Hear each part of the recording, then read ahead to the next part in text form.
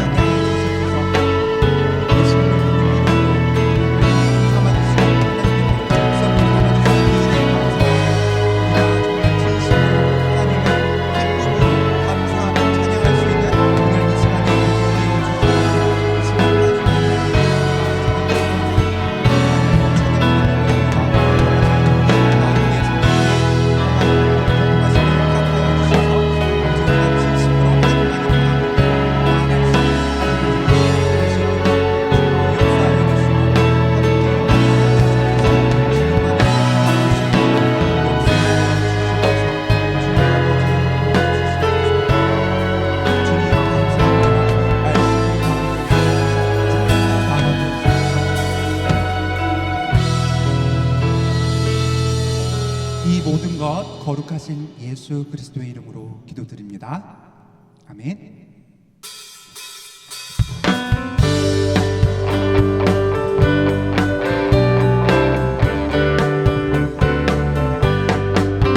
주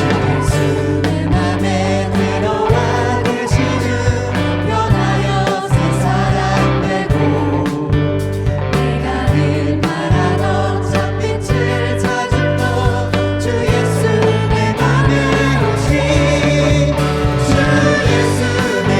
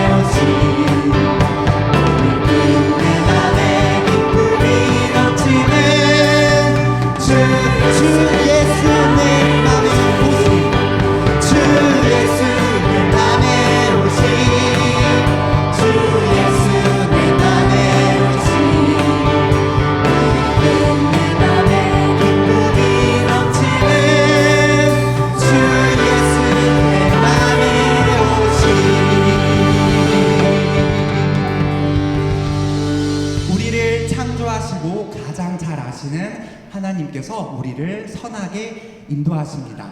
우리에게 언제나 성실하시고 자비로우신 하나님을 기쁨으로 찬양합시다. 나보다 나를 잘 아시는 주님, 내가 주를 떠나 어디로 가겠나이까? 내가 주를 떠나 어디로 가겠나이까? 나 어딜 가든지 주의 손이 나를 인도하시며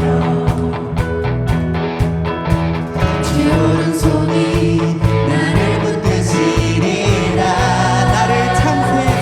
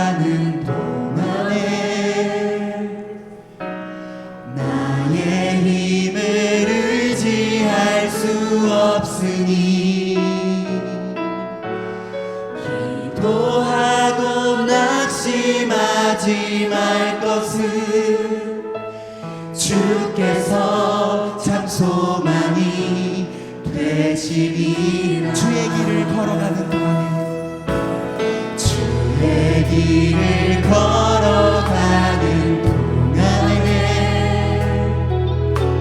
세상의 것 의지할 수 없으니 감사하고 낙심하지 말 것은 주께서 참 기쁨이 되시니 하나님의 꿈이 나의 비전이 되고 예수님의 성품이 나의 인연이 되고 성령님의 권능이 나의 능력이 되길 원하고 바라고 우리 다시 한 번 더 고백합시다. 이 세상을 살아가는 동안에 이 세상을 살아가는 동안에 나의 힘을 의지할 수 없으니 기도하고 낙심하지 말 것은 주께서 참 소망이 되시리라. 주의 길을 걸어가는 동안에 주의 길을 걸어가는 동안에 세상의 것 의지할 수 없으니 감사하고 낙심하지 말 것은 주께서 참 기쁨이 우리 되시니 마음을 담아서 고백합시다. 하나님의 꿈이 나의 비전이 되고 예수님의 성품이 나의 인격이 되고 성령님의 권능이 나의 능력이 되길 원하고 바라고 기도합니다. 하나님의 꿈이 나의 비전이 되고 예수님의 성품이 나의 인격이 되고 성령님의 권능이 나의 능력이 되길 원하고 바라고 다시 한 번 더 선포하시면서 고백하겠습니다. 하나님의 꿈이 나의 비전이 되고 예수님의 성품이 나의 인격이 되고 성령님의 권능이 나의 능력이 되길 원하고 우리 목소리로만 고백하겠습니다. 하나님의 꿈이 나의 비전이 되고 예수님의 성품이 나의 인격이 되고 성령님의 권능이 나의 능력이 되길 원하고 바라고 원하고 바라고 기도합니다. 원하고 바라고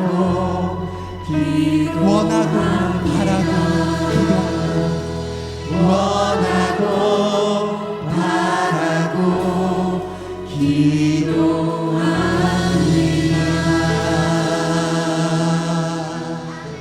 기도합니다. 선교부 헌신 예배로 드려지는 주일 오후 예배를 위해 기도하기를 원합니다. 말씀을 전하시는 김성순 목사님에게 성령님의 충만하심을 더하여 주셔서 말씀을 듣는 우리 모두가 영과 진리로 예배할 수 있도록 주님의 이름 한번 부르시고 통성으로 기도하겠습니다.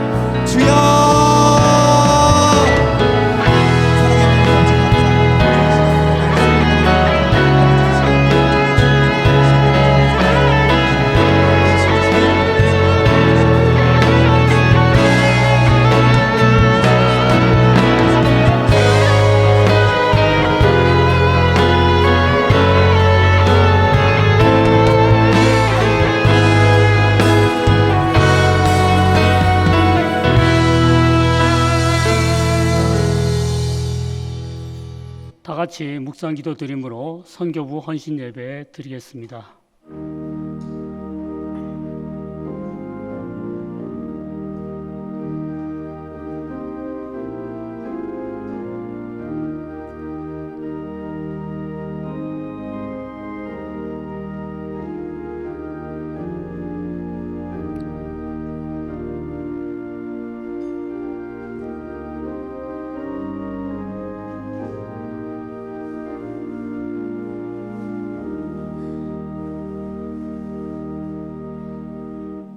사랑과 은혜가 풍성하신 하나님 아버지 감사합니다. 거룩한 주일 주회전에서 예배 드리며 또 이 오후에 선교부 헌신 예배로 드리게 하시니 감사합니다. 주님 홀로 영광 받아 주옵소서. 예수님 이름으로 기도드립니다. 아멘. 다 같이 찬송가 450장 부르신 후에 선교부 차장으로 수고하시는 김영철 안수 집사님 우리의 기도를 인도하시겠습니다.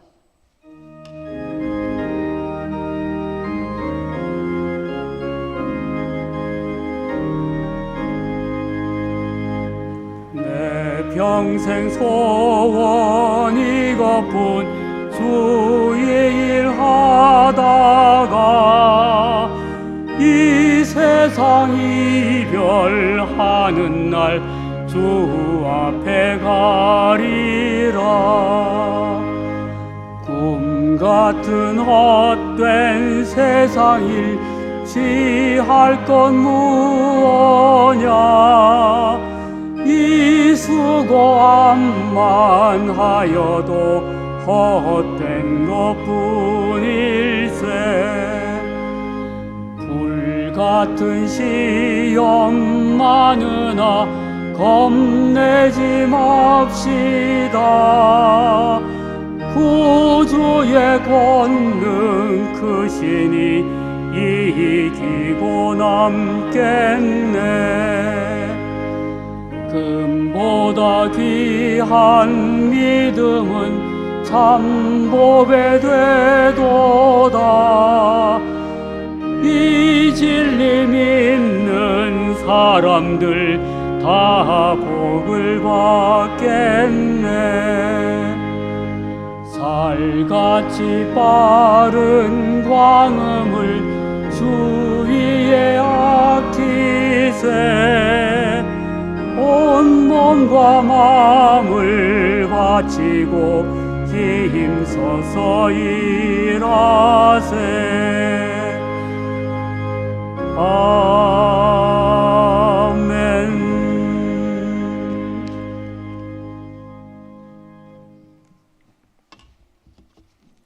신실하신 하나님, 아침부터 은혜 받게 하시며 오후에 선교부 헌신 예배에 찬양을 드리며 경배할 수 있으니 감사합니다.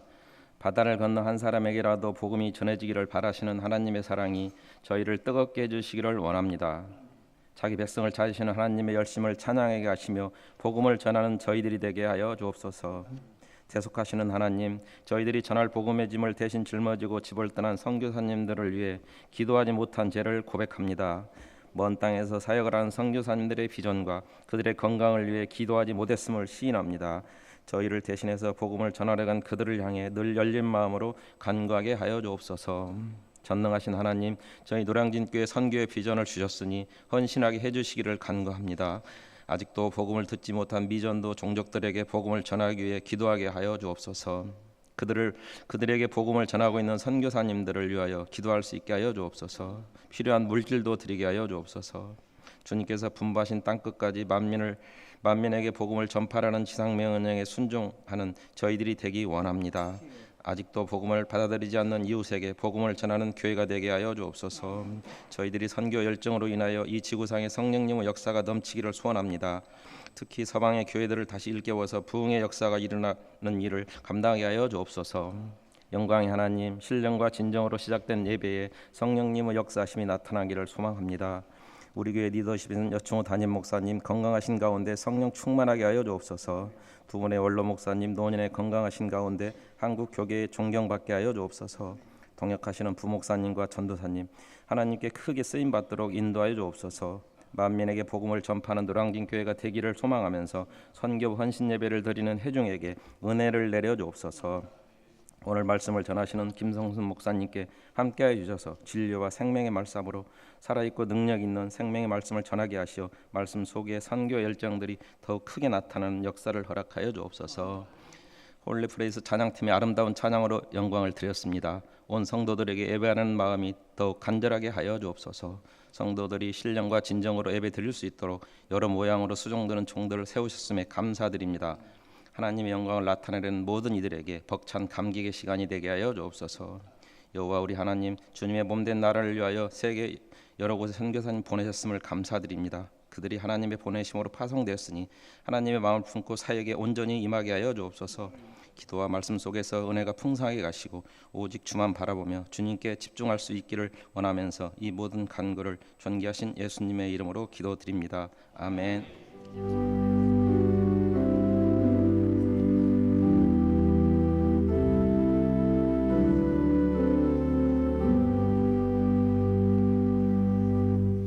네, 먼저 성도의 교제 나누겠습니다. 우리 옆에 분들 서로 축복하며 인사합니다. 가정 예배로 복 받으세요.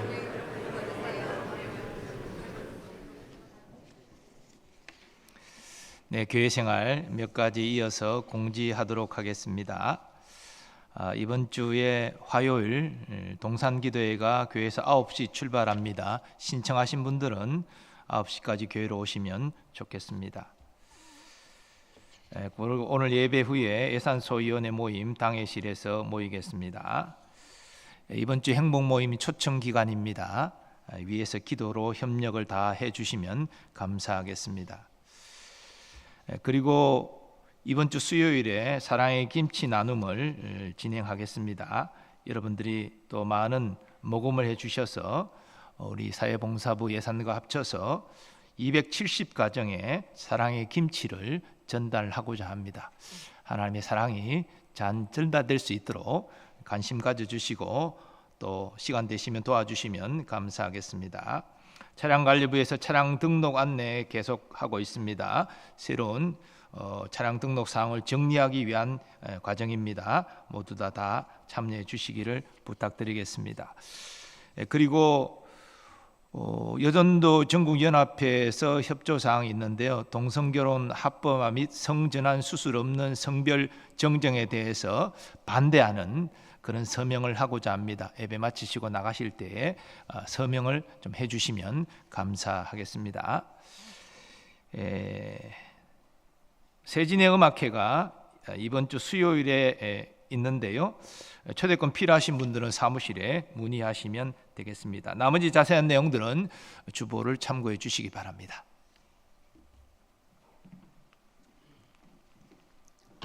선교부 권사로 수고하시는 김경화 권사님 성경 봉독하신 후에 선교부를 지도하시는 김성숙 목사님 말씀을 전해 주시겠습니다.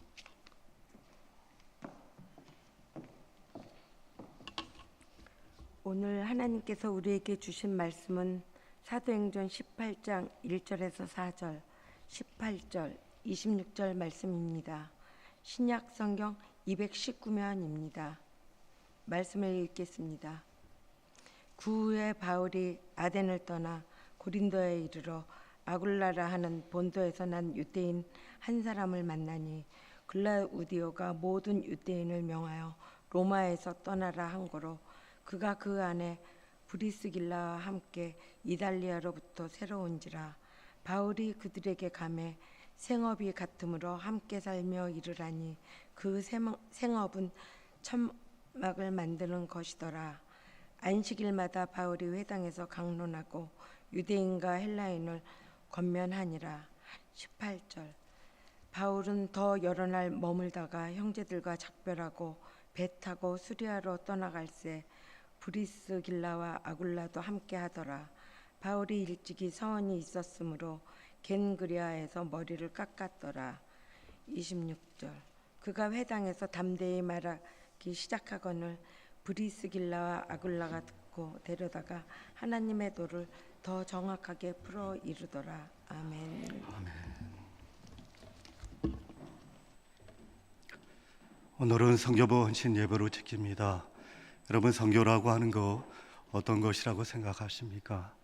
어떻게 해야만이 성교를 잘할 수 있다라고 생각을 하시는가요? 저희들은 보편적으로 성교를 생각을 할 때에 항상 드는 생각이 외국을 생각하게 됩니다. 저 멀리 아프리카 지역을 가든지 아니면 동남아시아나 네팔 등 가난한 나라에 가서 가난한 백성들에게 하나님의 복음을 증거하고 가르치고 전파하는 것이 선교다라고 생각합니다. 물론 맞습니다. 선교라고 하는 것은 가야 되는 것이고 찾아가야 되는 겁니다. 마태복음 28장 19절에 보게 되면 그러므로 너희는 가서 모든 민족으로 제자를 삼으라고 말씀하셨습니다. 가지 않으면 선교가 아닌 것이죠. 찾아가야 된다는 것입니다. 하지만 문제는 어디를 가느냐라는 것이죠. 우리 예수님께서 말씀하셨던 모든 민족은 꼭 외국을 의미하고 있는 것일까요? 그리고 반드시 비행기를 타고 공간을 이동해야만이 선교라고 생각을 하시는가요? 여러분, 꼭 그렇지가 않다라는 것입니다. 오늘 우리에게 성경적인 선교가 무엇인지를 깨닫게 해주는 부부가 있습니다. 브리스길라와 아굴라 부부 이야기입니다. 우리가 읽는 신약 성경을 보게 되면 브리스길라와 아굴라 부부에 대한 이야기가 총 6차례 소개되고 있습니다. 그 중에 4번은 아내의 이름이었던 브리스길라가 먼저 소개되고 나머지 2번은 그의 남편이었던 아굴라의 이름이 나오게 됩니다. 남성 중심의 고대 사회에서 굉장히 특이하다라고 볼 수가 있습니다. 브리스길라라고 하는 여인이 로마 사람이었던 건지 아니면 이 여종이 하나님 나라를 위해서 남편보다 더 헌신적이고 충성을 해서 그렇게 나와 있는지 알 턱이 없지만은 그 부인의 이름이 먼저 소개될 때가 많다는 것입니다. 그리고 자녀가 있었는지 없었는지에 대해도 성경에 언급이 없습니다. 중요한 것은 그들의 이름이 나올 때마다 동일하게 항상 함께 나오더라는 것입니다. 그래서 어떤 성경 신학자는 말을 하기를 이들 부부는 성경 가운데 나오는 가장 모범적인 부부다라고 말씀을 합니다. 그 이유인즉슨 예수 그리스도에게 12명의 사도들이 있었는데 사도의 부인이 성경에 기록이 되어 있습니까? 이름이 나와 있지 않습니다. 이 두 내외의 이름이 기록이 되어져 있고 그들의 사역이 잘 소개되어 있기 때문에 모범적인 부부상이다라고 말씀을 하고 있는 것입니다. 그런가 하면 여러분, 이들 부부가 우리에게 모범적인 부부상도 가르쳐주고 있지만 더더욱 중요한 것은 이들 부부가 보여주었던 선교적인 모범 케이스가 있습니다. 아굴라 브릴라 부부는 1세기간 혼란과 격동의 시기에 살았습니다. 아굴라라고 하는 이 유대인은 지금의 튀르키 북쪽에 있는 본도 흑해하고 가까운 그 지역에서 태어났습니다. 그리고 어떤 이유인지 모르겠지만 생계를 따라서 노마에 들어가게 됩니다. 거기서 그의 아내 되었던 브리스가를 만나서 결혼을 하게 되고 텐트를 만드는 일을 하며 살게 됩니다. 그런데 로마 황제 글라우디 때에 유대인이라고 하는 이유만으로 추방을 당하여 지금의 그리스 고린도로 이주하게 됩니다. 고린도는 그리스 남쪽 아테네에서 대략 40km 정도 떨어져 있는 항구 도시였습니다. 거기서 이 2차 전도 여행 중이었던 바울을 만나게 됩니다. 그들의 만남은 은총의 만남인 동시에 변화의 만남이었습니다. 바울을 만났던 이 부부들은 운명이 바뀌게 됩니다. 개인적인 삶에서 선교 지향적인 삶으로 바뀌게 되고 하루하루 거저 살았던 인생이 목적 지향적인 삶으로 살게 됩니다. 그리고 이들 부부는 바울처럼 선교사로 파송은 받지 않았지만 하나님의 나라를 위해서 선교적인 사명을 감당했던 부부였습니다. 그들은 우리에게 전혀 다른 선교적인 모델을 제시하고 있다라고 볼 수가 있습니다. 첫째, 그들 부부는 직업을 따라 일을 하는 일터 선교사의 모델을 제시하고 있습니다. 여러분, 이 브리스길라와 아굴라 부부는 이 선교는 텐트를 만드는 선교였습니다. 오늘 본장 3절에 보게 되면 생업이 같으므로 함께 살며 일을 하니 그 생업은 천막을 만드는 것이다 라고 기록이 되어져 있습니다. 브리스길라 아굴라 부부가 살았던 그 시기에는 로마가 세계를 정복하면던 혼란과 격동의 시기였습니다. 로마가 한 나라를 정복하게 되면 불가불 다른 나라로, 다른 지역으로 많은 사람들이 이동을 하게 됩니다. 이런 경우에 당장 필요한 것이 집이었습니다. 그런데 미래를 전혀 예측할 수 없었던 그 시기였기 때문에 본격적으로 집을 지을 수가 없었습니다. 물론 피난철이었기 때문에 그럴 만한 돈도 없었다는 것입니다. 그렇기 때문에 그들이 지었던 집은 텐트였는데 이 텐트라고 하는 것은 이동하기도 편하고 언제든지 이사 가기가 용이했다는 것이죠. 저희 큰아버지께서는 양봉을 하셨는데요. 봄철과 가을철이 되면 꽃을 따라서 이동을 하면서 꿀을 따고 채취를 했습니다. 그때 가장 요긴하게 사용되었던 것이 무엇이었냐면 텐트였습니다. 왜 그럴까요? 이동하기 쉽고 가장 적절한 주거 형태가 텐트였기 때문인 것이죠. 브리스길라와 아굴라 부부는 이 집을 짓는 일을 업으로 삼고 있었다라고 볼 수가 있습니다. 어떻습니까, 여러분? 요즘은 덜하지만 예전에는 육체적으로 일을 하는 일을 또한 노동을 하는 것을 아주 천하다라고 생각을 했습니다. 우리나라의 경우에 선비는 귀하고 손으로 혹은 노동으로 일을 하는 사람들을 천하다라고 생각을 했습니다. 물론 서양 나라도 마찬가지였습니다. 서양에서도 최고의 직업군은 철학하는 것이었습니다. 철학자가 최고의 직업이었던 것이죠. 철학의 나라라고 불리우는 이 그리스는 그 어떠한 기술자도 인정을 받지 못하는 나라였습니다. 그런데 여러분, 이 유대인이라고 하는 분들은 좀 생각이 달랐습니다. 이 유대인이라고 하는 분들은 육체적인 노동을 매우 긍정적으로 생각했다는 것이죠. 왜 그러냐면 우리 하나님께서 천지를 창조하시고 인간을 창조하실 때에 손으로 직접 만들었다라고 믿었기 때문에 노동에 대해서 긍정적으로 생각을 했던 것입니다. 그래서 성경에 보게 되면 손으로 하는 노동에 대해서 긍정적이고 매우 중요한 일이다라는 것을 강조하고 있는 표현이 있습니다. 잠언서 6장 6절에 보게 되면 게으른 자여 개미에 가서 그가 하는 것을 보고 지혜를 얻으라라고 하는 표현이 있습니다. 이런 말씀의 전통에 의해서 유대인들은 자신의 자녀들에게 직업을 하나씩을 꼭 가르쳤습니다. 그리고 바벨론 포로 귀환 이후에는 분명하게 자식들에게 직업을 가르치는 것이 의무화되기도 했습니다. 여러분, 바울이라고 하는 인물은 천막을 만드는 업을 했습니다. 그의 고향이 다소였는데 이 다소는 특산물이 양털이었습니다. 이 양털로 텐트를 만들었는데 성경학자에 의하면 타의 추종을 불허하는 신뢰하는 제품을 생산했던 자가 바울이었다고 합니다.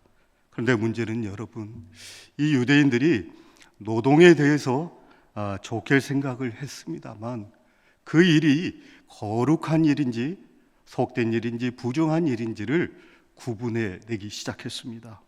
그들의 기준에 따르면 다음과 같은 일들을 부정적인 일로, 속된 일로 생각을 했습니다. 낙타, 몰입꾼, 뱃사공, 목동 등은 거룩한 직업이 아니었습니다. 그 일들은 속된 일이었고 부정적인 일이었다는 것입니다. 그리고 또 세금을 징수하는 세리장도 부정적인 직업이었죠. 그러나 여러분, 예나 지금이나 불변의 진리가 있습니다. 그것은 뭐니 해도 머니가 최고라고 하는 불변의 진리가 있어요. 사람들은 다들 돈을 좋아합니다. 유대인들 역시 돈을 좋아했지만 이 돈을 만지는 사람들은 아주 부정적인 사람으로 인식을 했다는 것입니다. 그리고 또 무두장이 피장도 좋은 직업이 아니었습니다. 왜냐하면 짐승의 가죽을 만지는 일을 했기 때문에 그렇습니다. 또한 이발사 역시 부정적으로 보았습니다. 그들의 문화권에 보게 되면 하나님의 축복으로 상징되었던 머리카락을 잘라내는 것은 부정하다라고 생각했기 때문인 것이죠. 또한 의사도 좋은 직업이 아니었습니다.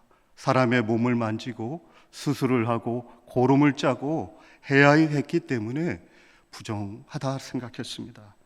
그런데 우리 예수님은 어떻게 생각하셨습니까? 우리 예수님의 직업이 목수였습니다.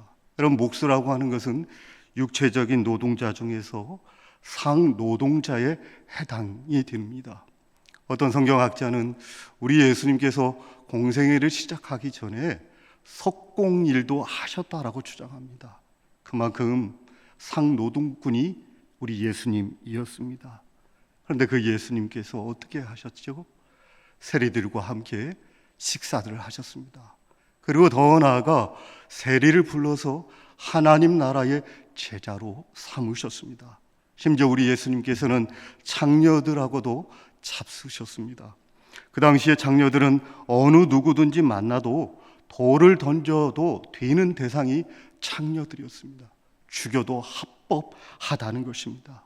그런데 우리 주님께서 장녀들을 향하여 돌을 던지거나 침을 뱉었습니까? 그렇지가 않습니다. 우리 예수님께서는 그 어느 직업도 차별하지 않았고 그 어느 누구도 차별하지 않았던 분이 우리 예수님이었다는 것이죠. 오늘 본문에 등장하고 있는 브리스길라와 아굴라, 바울의 직업이 무엇인가요? 천막을 만드는 일이었습니다. 여러분, 천막이라고 하는 거 무엇을 통해 만듭니까? 가죽을 통해서 만듭니다. 그렇다고 하면 유대인의 관점과 입장에서 보게 되면 그들의 직업은 부정한 직업이었습니다. 말씀을 준비하면서 유대 역사에 관련된 책을 읽다가 재미있는 사실 하나를 발견했습니다. 옛날에 한국 교회도 처음에는 구역별로 앉아서 예배를 드렸습니다. 우리가 국내 성지 순례를 가게 되면 금산에 있는 금산교회에 가보게 되면 기역자교회 기억나시죠? 구분해서 하나님 앞에 예배를 드렸듯이 당시에 이 유대인들도 회당에서 예배를 드리거나 회의를 할 때 같은 직업군끼리 앉았다고 합니다.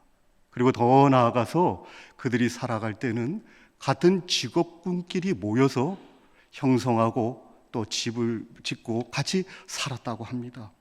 여러분, 어떤 의미에서 보게 되면 좋은 거죠. 그러나 또 다른 관점으로 보게 되면 이 유대인들이 얼마나 배타적이었는가를 직감을 할 수가 있습니다. 그렇지만 여러분, 앞서 언급을 했듯이 우리 예수님은 어떠하셨습니까? 그 어떤 누구도 어떠한 직업도 차별하지 않는 분이 예수님이었습니다. 사도행전 9장에 보게 되면 사도 베드로가 요바에 있는 피장 무두장이 시몬의 집에서 머물었던 사실을 알고 있습니까? 여러분, 그 일로 인해서 이방인 고넬료가 복음을 받게 됩니다. 성령을 받게 됩니다. 그 일로 인해서 복음이라고 하는 것이 예루살렘과 유대에 한정되었는데 그 일로 인해서 열방과 세계 열방으로 복음이 확정되어 나아갔다는 것을 보게 됩니다. 정리하면 이렇습니다. 직업이라고 하는 것은 사람을 부정하게 만들지 않습니다. 사람이 그 직업을 바라볼 때 부정적으로 바라본다는 것이 문제라는 것이죠. 여러분, 예수님의 제자였던 베드로의 직업이 무엇인가요? 어부였습니다. 또한 마태의 직업이 무엇이었습니까? 세리였습니다. 그리고 삭개오는 세리장이었습니다. 그들을 부르셨습니다. 또한 오늘 말씀에 보게 되면 바울 역시 가죽으로 천막을 만들면서 하나님의 나라를 위해서 복음을 증거했던 일을 했습니다. 여러분들에게 한번 물어보겠습니다. 여러분들은 어떤 일을 하고 계십니까? 그리고 그 일을 자부심을 가지고 계십니까? 하나님 앞에서는 그 어떠한 직업도 어떤 천한 직업이 없다는 것입니다. 무슨 일을 하든지 하나님의 영광을 하게 되면 되는 것이죠. 다만 하나님께 그 일이 죄가 된다고 한다면 해서는 안 되겠지만 직업은 천한 것이 없습니다. 구두를 닦아도 되고 그리고 배지를 주어서 생계를 유지해도 무방하다는 것입니다. 근데 문제는 우리 인간의 생각이 잘 바뀌지 않는다는 것입니다. 사랑하는 여러분, 우리의 생각이 바꿔야 합니다. 그 생각 가운데 하나는 교회 일은 거룩하고 세상적인 일은 거룩하지 않다라고 하는 생각을 바꾸셔야 되는 것입니다. 모든 일이 거룩한 일이 됩니다. 종교개혁자였던 마틴 루터가 이렇게 얘기했습니다. 성당에서 미사를 하는 신부나 목장에서 젖을 짜는 농부나 하나님 보실 때 다 똑같은 일을 한다라고 말씀하셨습니다. 또한 그가 독일인의 귀족들에게 보함이라고 하는 그 편지에서 이렇게 써내려가 있습니다. 귀족이나 평민이나 똑같이 하나님의 부르심을 받았기 때문에 성스러운 영역과 속된 영역이 없다. 하나님 보실 때는 다 똑같다라고 누토는 말했습니다. 때문에 여러분, 세상 일, 교회 일 다 거룩한 줄 믿으시길 바랍니다. 그리고 또 하나 우리의 생각이 바뀌어야 할 것이 무엇이냐면 나는 열심히 기도하고 헌금으로 선교를 동참할 뿐 선교는 선교사가 감당해야 된다는 생각을 바꾸셔야 됩니다. 여러분, 적어도 우리가 예수를 믿고 구원받은 성도라고 한다면 절대로 그렇게 생각해서는 안 됩니다. 왜 그럴까요? 선교가 없다고 한다면 구원의 역사가 없기 때문에 그렇습니다. 내가 어떻게 구원을 받을 수 있었습니까? 내가 어떻게 하나님의 자녀가 될 수 있었고 예수를 믿게 될 수 있었습니까? 복음은 들음에서 난다라고 했습니다. 그렇다면 우리는 누군가를 통해서 하나님의 복음을 받았기 때문에 믿는 이들이 되었다는 것이죠. 중국 선교의 아버지고 내지 선교의 아버지였던 허디슨 테일러가 이런 말을 했습니다. 양초에 불이 붙으면 언제부터 빛을 발하는가? 그 즉시 빛을 발해야 한다라고 말을 했습니다. 마찬가지입니다. 우리가 예수를 믿고 구원을 받았다고 한다면 그 즉시 우리는 선교적인 사명을 감당한 도시에 빛의 역할을 하셔야 된다는 것입니다. 그런데 문제는 그럼에도 불구하고 구원받은 것은 확실하다고 믿건만은 선교에 대해서 무관심하고 기피하라는 경향이 우리들 가운데 짙다는 것입니다. 여러분 기억하세요. 선교라고 하는 것은 선교사님들의 전유물만이 아니라는 것입니다.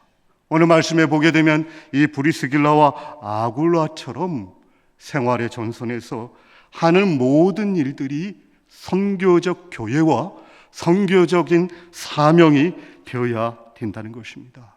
따라서 선교는 외국으로 나가서만 해야 한다는 고정적인 이 마인드와 생각을 바꾸셔야 됩니다. 나의 일터에서 열심히 일을 하고 전도하고 선교적 삶을 살아가는 것이 우리가 선교사로서 살아가는 일이라고 보여집니다. 하나님께서 이러한 일에 우리를 불러주셨습니다. 때문에 하나님의 영광을 위해서 삶의 지평 가운데에 일하는 선교사로서 여러분들의 사명을 감당해 나아가시는 여러분과 제가 되어주시기를 바랍니다. 그리고 두 번째로 브리스길라와 아굴라 부부가 보여주었던 것은 선교라고 하는 것은 하나님과 동행하는 것입니다. 고린도에서 1년 6개월 동안 사역을 했던 바울이 이제 고린도로 떠나게 됩니다. 이때 브리스길라와 아굴라 부부가 어떻게 행동을 했는가를 주목해 볼 필요가 있습니다. 본장 18절에 보게 되면 바울은 더 여러 날 머물다가 형제들과 작별하고 배 타고 수리아로 떠나갈새 브리스길라와 아굴라도 함께 하더라. 여기 18절에 보게 되면 함께 하더라가 중요합니다. 여러분, 지금 이 브리스길라 대회가 이 고린도 지역에서 하던 일이 있었어요. 바로 텐트를 만드는 일이었습니다. 어떤 성경학자에 의하면 세상에서 제일 믿을 만한 텐트 메이커가 있다고 합니다. 그 메이커는 바울 앤드 브리스길라 표 텐트라고 주장을 합니다. 왜 그러냐면 그들이 만들었던 텐트는 태양열 아래도 시원하고 습한 일기에도 따뜻하고 보송보송한 촉감을 주는 텐트였기 때문에 환상적인 텐트였다고 합니다. 그래서 주문자도 많고 나오기만 하면 적적 잘 팔리는 상표가 바울앤드 브리스길라 텐트였다는 것이죠. 요즘과 같이 늦가을 초겨울 사이에 이 텐트가 시장에 나왔다고 한다면 한 번은 꼭 사서 고고당산에 올라가서 여러분들과 함께 별빛이 내리는 밤을 보고 싶습니다. 아무튼 그들이 만들었던 텐트는 혼란과 격동의 시기에서 가장 인기 있는 브랜드였다고 합니다. 그렇기 때문에 그들에게는 많은 돈이 축적이 되었을 것입니다. 돈도 많이 벌었을 겁니다. 그런데 그의 동역자였던 이 바울이 다른 선교 지역으로 떠난다라고 말을 합니다. 그때 브리스길라와 아굴라가 들었던 생각은 어떤 생각이었을까요? 이 격동의 시기에 걱정과 염려만 했습니까? 그렇지가 않습니다. 오늘 18절에 보게 되면 함께 했다라고 말씀을 하고 있습니다. 함께 하는 거 절대로 쉬운 일 아닙니다. 자기의 기득권과 생계를 버리고 떠난다는 거 쉬운 일이었을까요? 결코 쉬운 일이 아니었습니다. 그런데 왜 이렇게 이들 부부가 바울과 함께 떠나기로 결심을 했을까요? 그 두 대회는 바울을 통하여 하나님과 동행하는 비법을 배웠다는 것입니다.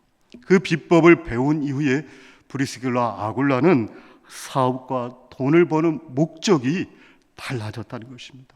인생의 비전도 바뀌게 되었습니다.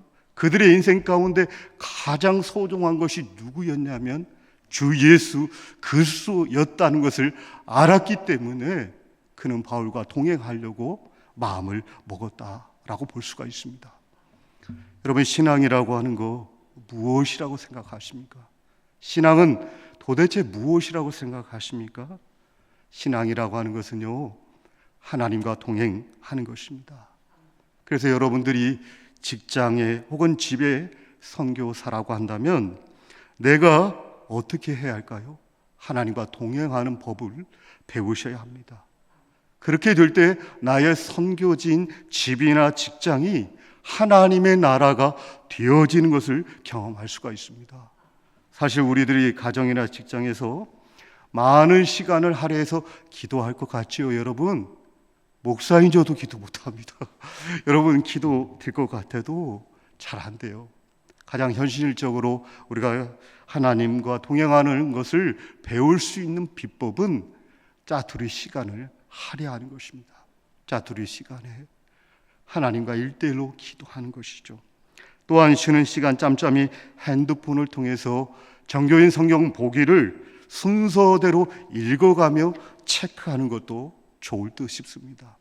또한 직장에 출퇴근할 때 본교회 유튜브 채널로 들어와서 동영상을 검색하여 드려졌던 예배를 다시 드려드리고 말씀을 다시 받게 되면 좋은 것이죠.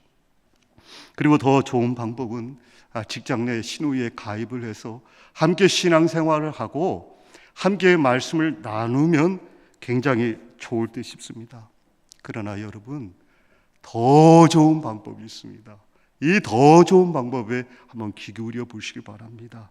그것은 바로 여러분의 집과 사업장을 교회로 만드시면 되는 것입니다. 할렐루야! 교회로 만들면 됩니다. 고린도전서 16장 19절에 보게 되면 아시아의 교회들이 너에게 문안하고 아굴라와 브리스가와 그 집에 있는 교회가 주 안에서 너에게 간절히 문안하고 라고 하는 말씀이 나와 있습니다. 이 아시아 교회는 지금 소아시아 일대를 일으키는 그 튀르키아 지역의 나라의 그 일대를 말하고 있습니다. 좀 더 쉽게 설명을 하게 되면 요한계시록 2장과 3장에 보게 되면 소아시아를 대표하는 일교교회가 나오는데 그것이 아시아 교회이고 지금은 튀르키예에 있는 교회입니다. 바울은 지금 이 에베소에 머물면서 아가야 지역에 있는 그리스에 위치한 고린도 교회에 편지를 하며 문화를 하고 있습니다. 왜 그럴까요? 여러분, 지리적으로 지도를 한번 생각해 보십시오. 이 지리적으로 보게 되면 큰 바다를 가운데 두고 두 나라가 서로가 떨어져 있습니다. 그래서 양쪽 교우 성도들이 만난다는 것은 그 당시에는 결코 쉬운 일이 아니었습니다. 극히 드물었던 일이기 때문에 바울이 문안하는 이라고 표현을 하고 있습니다. 근데 여기 고린도전서 16장 19절에 보게 되면 아주 독특한 표현이 나옵니다. 아굴라와 브리스가와 그 집에 있는 교회라고 하는 표현이 나와 있습니다. 여러분, 이 교회가 어느 곳일까요? 브리스길라 내외가 처음으로 복음을 받았던 것입니다. 그리스도와 첫 만남과 첫사랑을 나눴던 교회가 바로 그 고린도 교회였다는 것입니다. 그 교회를 잊을 수가 있나요? 결코 잊을 수 없기 때문에 바울 역시 편지를 보내면서 문안을 하고 있는 것입니다. 말씀 중에 죄송하지만 잠시 저에 관련된 얘기를 해서 죄송합니다. 저희 모친께서는 모교회를 지을 때 건축 헌금이 없어가지고 몸으로 하나님의 성전을 지었습니다. 부친과 함께 공사 현장의 막노동꾼처럼 그 일을 하면서 성전을 건축한 일에 동참을 했습니다. 그리고 교회에서 권사 직분을 맡고 사역을 하다가 지병이 있어서 하나님의 부르심을 받았습니다.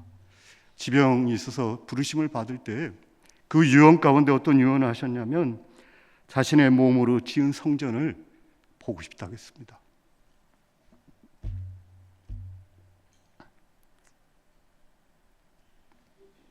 그리고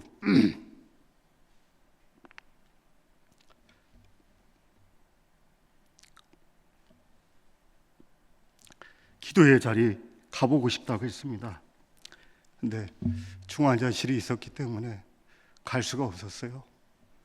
그리고 어머니 화장하고 유골함을 보시고 어머니 기도했던 그 자리 가서 형제들과 오열했던 기억이 납니다. 이 자리가 어머니가 기도했던 자리고 일평생 살아가있던 교회라는 생각이 들었습니다. 그리고 비록 어머니의 체온은 느껴지지 않았지만 어머니가 몸담았던 교회, 전심으로 사랑했던 교회라는 생각을 잊을 수가 없었습니다. 여러분, 마찬가지입니다. 이 브리스길라와 아굴라 내위도 그들의 첫사랑이 담겨있던 곳이 어딘가요? 고린도 교회였습니다. 그 고린도 교회는 가정교회로 시작했습니다. 브리스길라 내외가 자신의 사업장과 가정터를 내밀어 주었던 것이 고린도 교회가 된 것입니다. 제가 올해 5월 달에 성지 순례를 준비하면서 꼭 가고 싶었던 것이 무엇이냐면 이 고린도 지역에 가면 사도 바울이 제일 처음으로 내디뎠던 기념교회를 방문해 보고 싶었고 또 브리스길라 내외가 세웠던 교회를 방문하고 싶은 마음이 있었습니다. 근데 이 성지순례의 기간이 그리스가 공휴일에 겹쳤고 공휴일 마지막이었기 때문에 바울이 도착했던 기념교회만 방문을 했습니다. 거기서 가이드 목사님의 이런저런 설명을 듣고 사진을 찍은 바가 있습니다. 하지만 여러분, 바울이 떠난 2000년이 지났지만 이 고린도라고 하는 것은 도시는 여전히 큰 도시입니다. 두 개의 고린도가 있는데 바울이 활동했던 옛 고린도터가 있고요, 현대 도시인 신고린도터가 있습니다. 제가 성지순례를 하면서 많은 동영상을 보았습니다. 그런데 그 동영상 가운데 이 브리스길라와 아굴라 부부가 세웠던 가정교회가 고린도 교회입니다. 그런데 이 교회에 특이한 점이 있는데요, 이 교회 입구에는 역대 교역자 이름이 기록이 되어져 있습니다. 1대는 바울, 2대는 아볼로, 3대는 실라, 4대는 소스데네. 이런 식으로 역대 목사님들의 이름이 기록되어져 있고 89번에까지 이르러 있습니다. 그러니까 2000년이 지난 지금 89명의 목회자가 사역을 했던 것입니다. 제가 그 영상을 보면서 드는 생각이, 신앙이라고 하는 것은 써내려가는 것입니다. 여러분, 신앙이라고 하는 건 뭐라고요? 써내려가는 것입니다. 단절이 아니라는 것입니다. 그리고 문득 드는 생각이, 신앙이라고 하는 것은 써내려간다고 한다면 나라고 하는 존재는 하나님 앞에 무엇을 써내려가야 하는가에 대해서 생각을 했습니다. 오늘 본문에 기록되어 있는 천막을 만들면서 사역을 했던 이 나그네 부부의 동행 일지가 어디에 기록되어졌습니까? 2000년이 지난 그 고린도 한편에 브리스길라와 아굴라가 세웠던 교회가 여전히 세워져 있습니다. 이 교회를 통하여 무엇을 보여주고 있습니까? 그들이 어떻게 하나님과 동행했는가를 그 역사의 여백에서 우리가 읽을 수가 있습니다. 때문에 여러분, 우리가 하나님과 동행하고 계십니까? 하나님과 동행하는 사람들은 선교는 당연하게 되는 것입니다. 이거 믿음이 없으면 선교 못하는 것입니다. 이런 믿음이 있기 때문에, 하나님과 동행하기 때문에 나의 삶의 지평 모든 영역들이 선교적 관점으로 보여지는 것이고 선교적인 눈으로 보여지게 되는 것입니다. 이런 은혜가 여러분들에게 깃들어지시길 바랍니다. 그리고 세 번째로 브리스길라 아굴라 선교는 말씀으로 사람을 키우는 사역이었습니다. 우리 본장 26절의 말씀을 같이 합독하도록 하겠습니다. 시작. 브리스길라와 아굴라가 듣고 데려다가 하나님의 도를 더 정확하게 풀어 이르더라. 여기 아볼로라고 하는 인물이가 나오는데요, 이미 앞서 언급을 했듯이 아볼로는 고린도 교회 2대 담임 목사님이었습니다. 그는 알렉산드리아 출신 헬라인이었는데요, 2000년 당시 로마 제국에서 가장 큰 도시가 로마였습니다. 그리고 다음으로 컸던 도시가 알렉산드리아였는데 그때에 100만여 명이 살았던 도시였다고 합니다. 어마어마한 도시인 것이죠. 그리고 이 알렉산드리아가 왜 중요하냐면, 기독교의 역사를 보게 되면 히브리어는 성경을 헬라어로 번역했던 곳이 바로 알렉산드리아입니다. 그 72년이 있는 것이죠. 아볼로가 이곳에서 태어났습니다. 그는 언변도 좋았습니다. 성경에도 능통했습니다. 예수님을 가르치는 것에 대해서 열정적인 분이었습니다. 여기까지만 보면 아주 멋진 분이신 거죠. 그런데 여러분, 이 아볼로의 설교에는 뭔가 없었습니다. 그 이유인즉슨 아볼로는 요한의 세례감을 알았기 때문에 그렇습니다. 사도 요한이라고 하는 세례 요한은 사역 목적이 예수님의 길을 예비하는 것 아니겠습니까? 이 아볼로는 구약 성경에 정통했지만 정작 구약에 예고되었던 예수님을 알지를 못했다는 것입니다. 그런 예수에 대해서 잘 알고 있었던 브리스길라 아굴라 내외 입장에서 보게 되면 이 아볼로의 설교는 안고 빠진 찐빵에 불과했다는 것입니다. 여러분, 이 부부가 이 아볼로 정중하게 초청해서 식사 교제를 하고 하나님 나라 예수 그리스도의 복음에 대해서 가르쳐 주게 됩니다. 그때가 주 52년경 여름철이었다라고 학자들이 보고 있습니다. 아마도 브리스길라 내외는 여름철 제과일이었던 포도나 수박을 가져다가 융성하게 대접을 한 이후에 예수에 대해서 가르쳐줬던 것 같습니다. 표면적으로 보게 되면 아볼로는 브리스길라 내외보다 배운 사람입니다. 학력도 높습니다. 전문적인 목회자였습니다. 반면에 브리스길라 내외는 평신도였습니다. 그들이 오늘 26절에 보게 되면 하나님의 도에 대해서 가르쳤다라고 말씀하고 있습니다. 아볼로는 당시의 지식인이었고 차세대 고린도 교회에 이끌어갈 지도자였습니다. 그런데 문제는 예수님에 대해서 몰랐습니다. 사랑하는 여러분, 다른 거 다 알아도 예수 모르면 됩니까? 안 됩니까? 아무 소용이 없는 것입니다. 다행히 브리스길라와 아굴라는 아볼로에게 없었던 예수가 있었습니다. 그것을 아볼로에게 증거했습니다. 때문에 여러분이 생활에 선교사라고 한다면 한 가지 반드시 기억해야 하고 알아야 할 사실이 있습니다. 그것은 바로 예수 그리스도임을 믿으시길 바랍니다. 많은 거 안다고 중요한 것이 아닙니다. 반드시 알아야 할 사실이 있습니다. 예수 그리스도입니다. 이 예수 그리스도를 모른다고 하면 가장 큰 문제이고 가장 큰 비극 중의 비극인 것입니다. 우리가 전해야 할 분이 누구입니까? 딱 하나, 예수밖에 없습니다. 예수가 증거될 때 복음이 복음을 낳고 전도가 선교를 낳고 선교가 선교를 낳고 주님 오실 때까지 계속해서 반복적으로 해야 됩니다. 이런 사명에, 이런 영광스러운 사명에 부르심을 받은 자가 누구인가? 여러분과 제가 되는 것입니다. 구원을 받았다고 한다면 당연하게 응당하는 것은 선교입니다. 선교는 선택이 아니라 필수인 줄 믿으시길 바랍니다. 예수님께서 승천하실 때 마지막으로 말씀하셨던 지상명령이 마태복음 28장 18절부터 20절 말씀입니다. 이 말씀 예수님께서 유지로 남기셨는데 제자들에게만 주신 말씀입니까? 아니면 오늘을 살아가는 우리들에게 주신 말씀인가요? 우리에게 주신 말씀인 것입니다.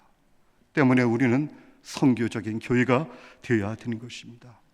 또한 이 지상명령이 다양한 형태로 성경에 기록되어져 있는데 그 중에 하나가 베드로전서 2장 9절의 말씀입니다.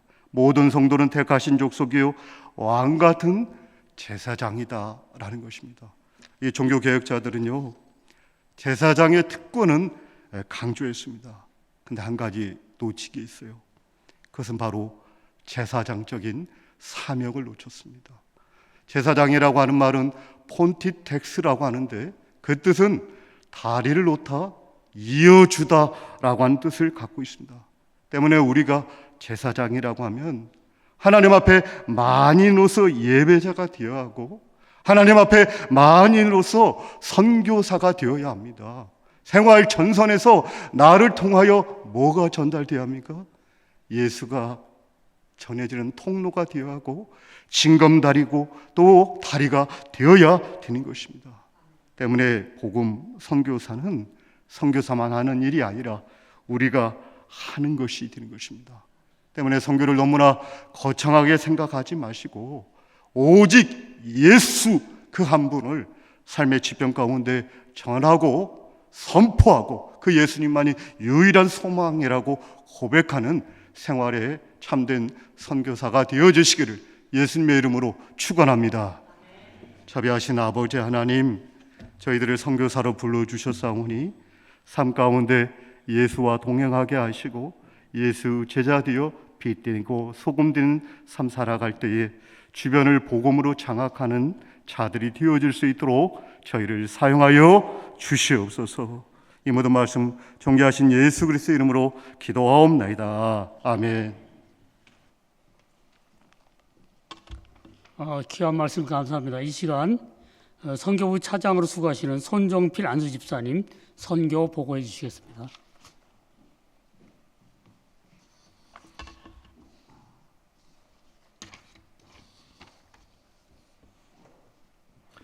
네, 2024년도 선교부 보고 말씀드리겠습니다. 먼저 조직으로는 저희 김성준 목사님이 지도하시고요. 부장님과 세 분의 안수 집사님, 그리고 두 분의 권사님, 그리고 아침에 수고하시는 두 분의 안수 집사님하고 집사님이 계십니다. 총회 선교사 파송 현상입니다. 본 교단의 총회는 금년에 109회를 맞이하였고요. 1908년에 이기붕 목사를 최초로 제주도에 파송한 이후에 세계 선교화가 점점 활성화되었습니다. 오늘날 총회 파송 선교사는 91개국에 이르며 선교사는 4천여 명에 이릅니다. 개신교 전체로는 2만 2천여 명이지만 파송 인원은 미국이 1위지만 인구 밀도로 따지면 저희 나라가 1위입니다. 우리 교회의 선교 사역 지원 내역입니다. 저희 총회에서 및 교회 파송 선교사는 5명이고 협력 선교사는 15명입니다. 기관 및 단체 6군데를 후원하고 있습니다. 크게 지난해 지원한 내용을 말씀을 드리면 미얀마 오용한 협력 선교사를 위하여 목적 헌금이 1,500여만 원 되고요. 한 86명 정도가 목적 헌금을 지원하셨습니다. 그리고 의류 및 그다음에 학용품, 그다음에 의약품 해서 총 78개 박스로 해서 저희가 컨테이너로 실어서 전부 전달하였습니다. 두 번째로는 이제 네팔의 장원순 협력 선교사를 위해서 네팔 장원순 선교사님의 소속 교회에 국가대표 탁구 선수 4명을 위해서 저희가 체육 용품 및 탁구대를 지원을 했습니다.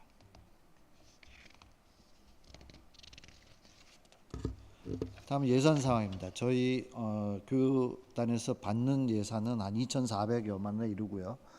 작년도 같은 경우에 금년도 같은 경우에 864명이 작정을 하셨고요. 저희가 목표는 1억 9천여만 원을 목표로 하고 있지만 현재 목표 대비 99.7% 정도 달성한 상태입니다.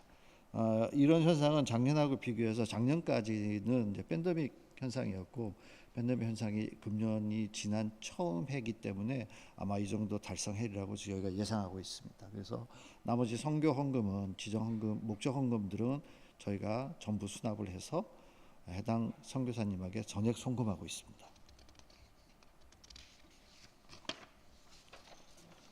선교사님들의 국내 출장 내역입니다. 가깝게 태국 염진승 전미화 선교사님이 10월 22일 날 태국 기독교 총회 전도 훈련원 직원과 같이 국내 출장 오셔서 약 한 4일간 있으셨습니다. 그 다음에 베트남의 노광길 이일 선교사님이 7월 달에 방문하셔서 사역 보고 하시고 건강검진 받으시고 출국하셨습니다. 파키스탄의 양주역 김일란 선교사님이 8월 12일 날 오셔가지고 비자를 위해서 방문하셔서 10월 16일 날 돌아가셨습니다. 네팔의 김태선 선교사님이 9월 3일, 그 다음에 12월 달에 아마 오실 예정이고요. 이분은 아마 이제 자녀 결혼 및 본인 치료를 위해서 아마 국내 출장이 예정돼 있습니다.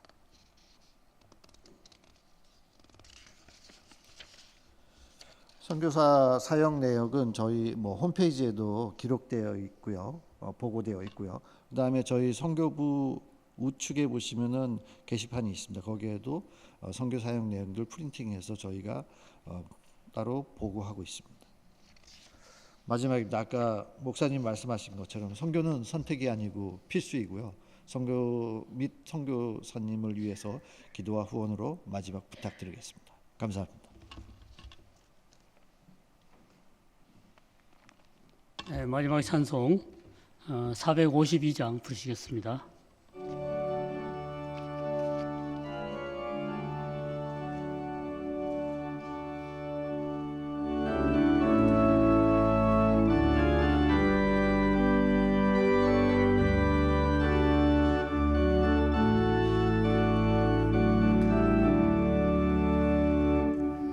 모든 소원 기도의 제목 예수님 닮기 원함이라. 예수님 형상 나 입기 위해 세상에 보아끼지 않네. 예수님 닮기 내가 원하네. 날 구원하신 예수님을 내 마음속에 지금 거둬사 주님의 형상 인치소서. 무한한 사랑 풍성한 풍휼 슬픈 자 위로 하시는 주. 길 잃은 죄인 부르는 예수 그 영상 담게 하옵소서. 예수님 닮기 내가 원하네. 날 구원하신 예수님을 내 마음속에 지금 거둬사 주님의 형상 인치소서. 겸손한 예수 거룩한 주님 원수의 멸시 참으시사 우리를 위해 고난을 받은 구주를 담게 하옵소서. 예수님 닮기 내가 원하네. 날 구원하신 예수님을 내 마음속에 지금 거둬사 주님의 형상 인치소서.